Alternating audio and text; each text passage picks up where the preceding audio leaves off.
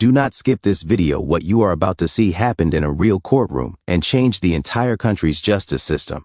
A child, only 3 years old, did something that shocked everyone. He pointed to a police officer among dozens of people. What happened next will leave you speechless. Turn on the notification bell and find out how an innocent child uncovered one of the biggest scandals in history. Please also let us know where you're listening from. It was an especially lively Tuesday at the Central Court. What seemed like an ordinary session was about to turn into one of the most significant legal cases in Brazilian history. Among the crowd was Carolina, holding her 3-year-old son, Gabriel. Little Gabriel, oblivious to the serious atmosphere, quietly played with his toy fire truck, his birthday gift. His curious eyes roamed the court's high ceilings, captivated by the grand chandeliers hanging above the heads of those present. Carolina was there as a witness in an armed robbery case. She had witnessed the crime through her shop window 6 months earlier and now had to testify. Having no one to leave Gabriel with, she brought him along. After much persuasion, the judge allowed it.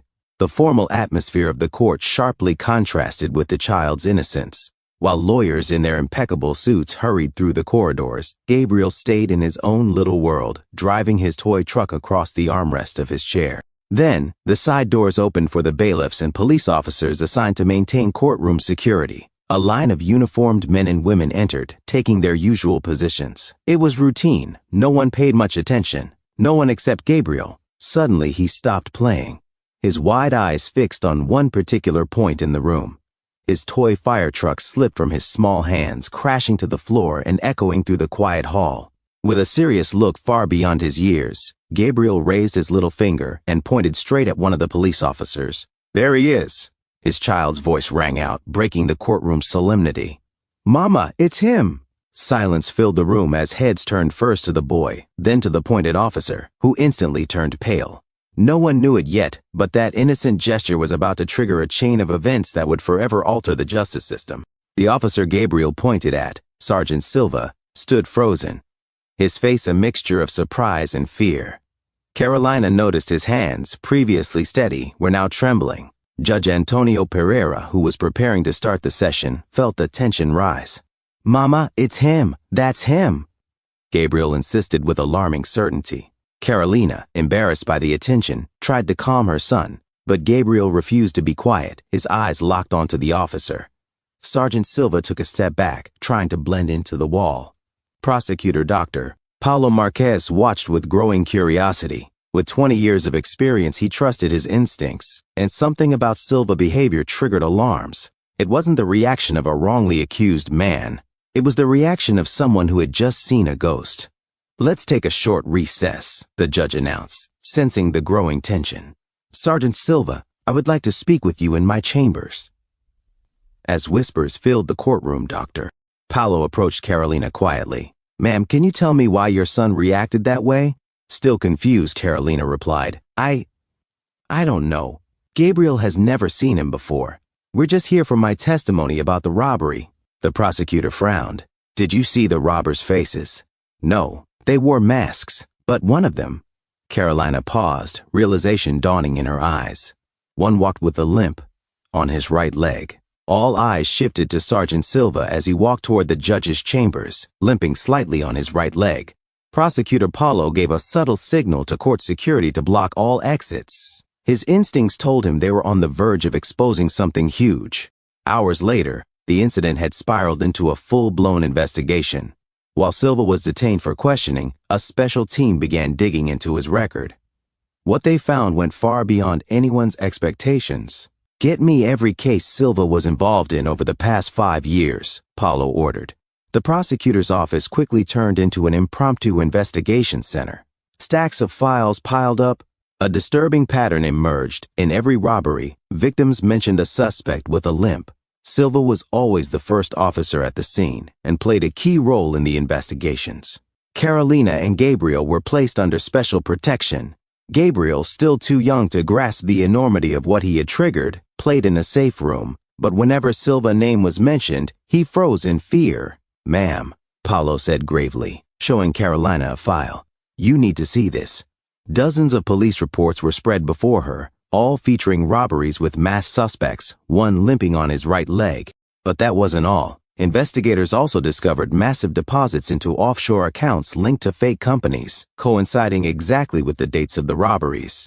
As the investigation deepened, past victims were re-interviewed. Many identified Silva from photos without his police uniform. One elderly victim even fainted upon seeing him.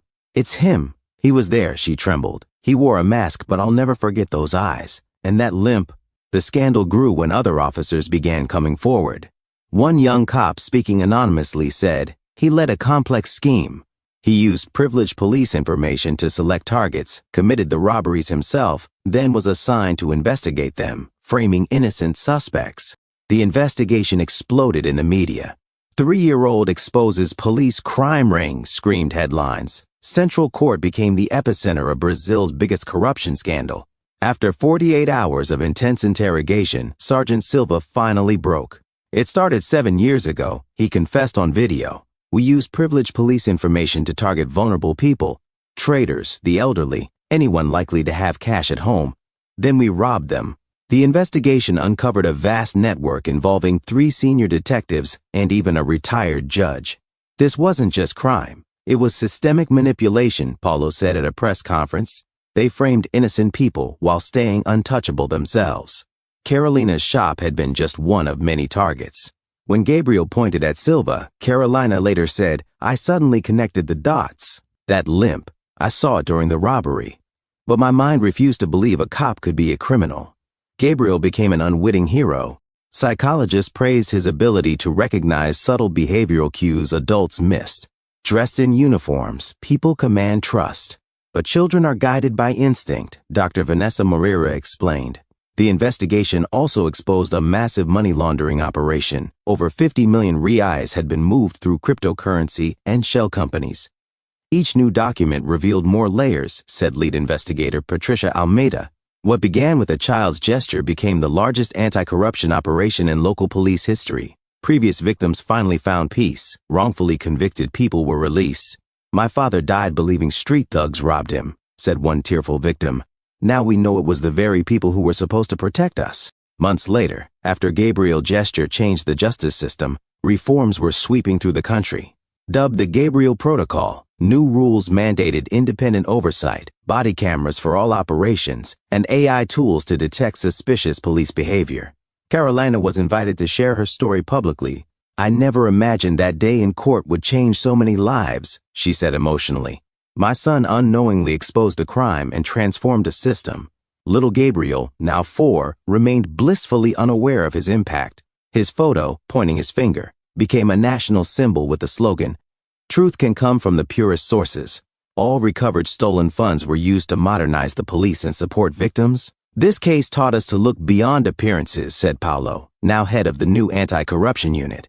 "A child showed us that truth doesn't hide behind badges or ranks." Delegations from other states and even countries came to learn from the Gabriel Protocol.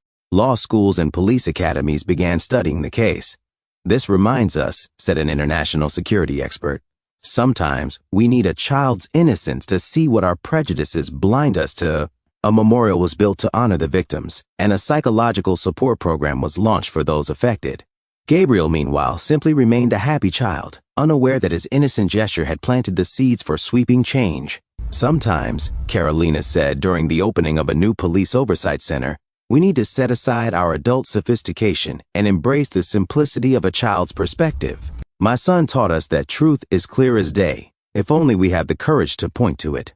This incredible story has come to an end, but its lesson lives on. Subscribe and activate the bell so you don't miss our next gripping story. And let us know in the comments, what part of this story touched you most? Share this video with friends and family. Together we can make a difference in creating a fairer world. Thank you for listening to Storyline Narratives.